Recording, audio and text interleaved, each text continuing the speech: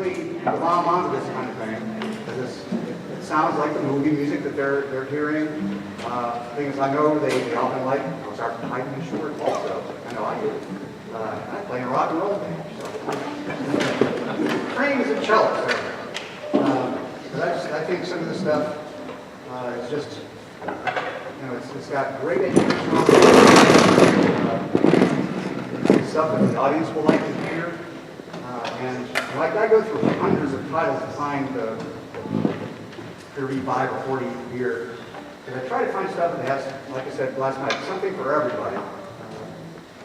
You have to play accompaniment parts sometimes. Sometimes the accompaniment parts are fun. But there's just a lot of good writing going on there and a lot of good editing. Lynn Latham says, I send stuff back all the time. Says, give the viola something to do.